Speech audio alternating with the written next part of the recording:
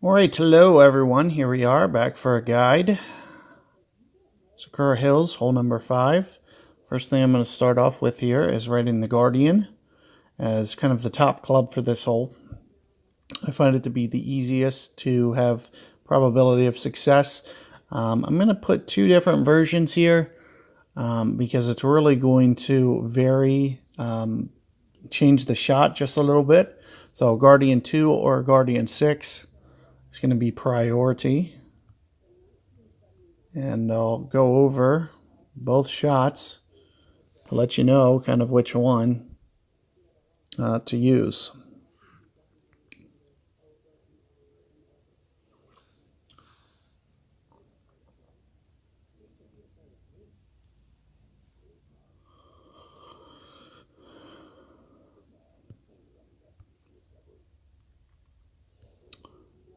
And let me just get these in here. And this is the order that I would, recommend playing in. So Guardian becomes new priority. So let's talk about that shot just slightly. And with the Guardian 2, we're going to be landing here. In fact, let me do this real quick. I'll just mark the Guardian 6 shot up here, right on the very first surface of the green. Now, you can even land it on the fairway, but I just want to kind of emphasize that you got to make sure that it's over the rough. But Guardian 6 is where you get 100 backspin, and that's the point that you can start to get a little bit more aggressive. Makes it a little bit easier, especially in headwinds, that you can land there. Now, with the sniper shot, you're going to have to probably play a bump, which is right here. And the bump here, so there's essentially 3 different shots for this hole. And keep in mind that Hammerhead and Cataclysm, you should probably be using this blue line. All those other clubs are going to be blue. Guardian is going to be the only one that allows you to use one of the other 2 paths. Guardian 2 to 5 is going to be this line path over here. Guardian 6 to 8 is going to be with this path right here. So 3 different ways to play this, and the priority becomes, this is going to be the most deadly shot. It's going to be the easiest to be consistent for all winds.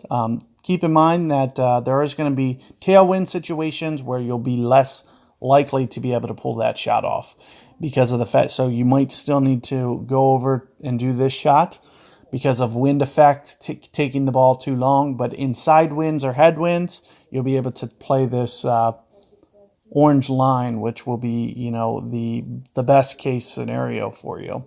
So it's going to be a little bit harder to fill out this map.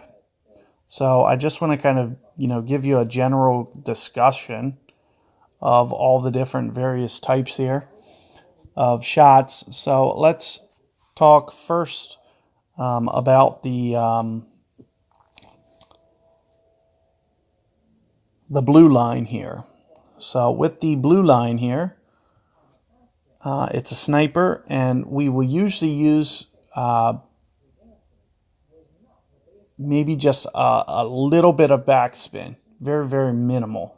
It's very, very small. You almost don't need any spin whatsoever, but you need to, have maybe just the slightest of backspin. So I'm going to put here, it's about maybe 0.5.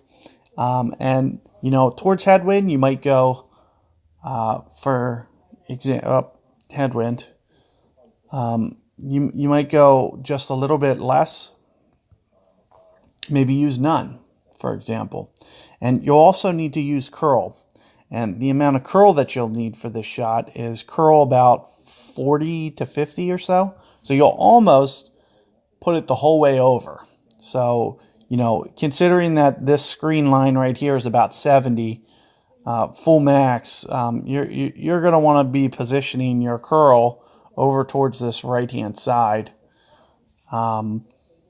And aside from that, your ring adjustment that you'll be going, will be relatively close to max, pretty much spot on. Should be pretty close. The hardest thing about this is sometimes you have to go into this depression into the bunker. You might have to under adjust just slightly, maybe 5 to 10% in that situation, to pulling up over towards this way. If you're pulling up towards the top, you might want to use max plus 10%, a little bit of an over adjustment. And especially pulling back up towards max, you're definitely going to do the same type of thing. At least max plus 10, maybe max plus 20 towards that. So let me erase all this real quick, because now we'll talk about another shot. So what you're going to do for this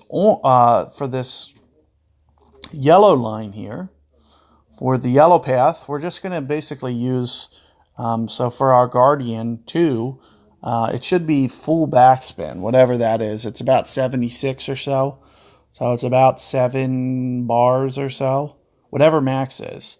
So no matter what, I pretty much stick to this. I might come off of it maybe just slightly in the headwind situation. So let me see what max is real quick. It appears to be 82, so that's about 7.5-ish. So in this situation, maybe I'll go 7, but towards the tailwind, definitely max.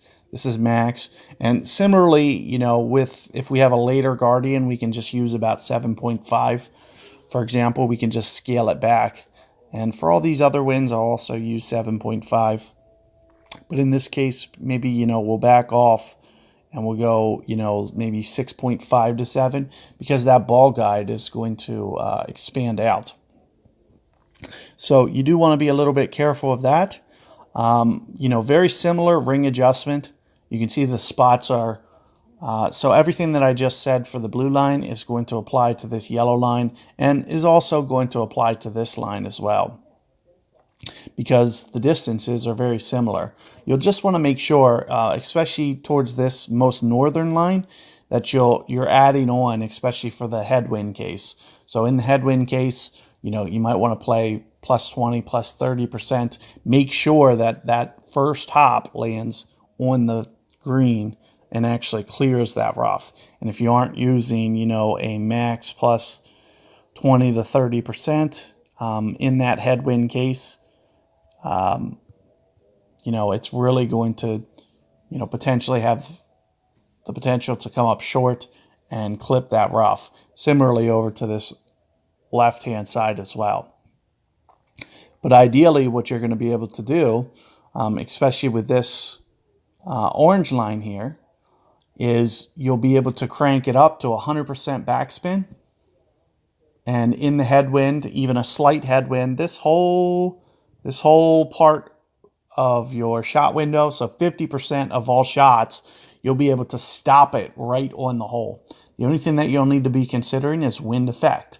So if, for instance, your ball guide compression is like on the hole and you have a headwind, when you actually go the number of rings, if you don't either overcorrect or offset your ball guide a little bit behind the hole before starting your adjustment, then you're probably going to even come up short with 100% backspin, just slightly. Not very much, but a little bit. So just something to be keeping in mind for this hole. It's going to be one of the most challenging ones for this tour. And as you can see, that's why I kind of, spend a little bit extra time to talk about all the different shots here. So good luck with this one, and I'll see you guys on the next.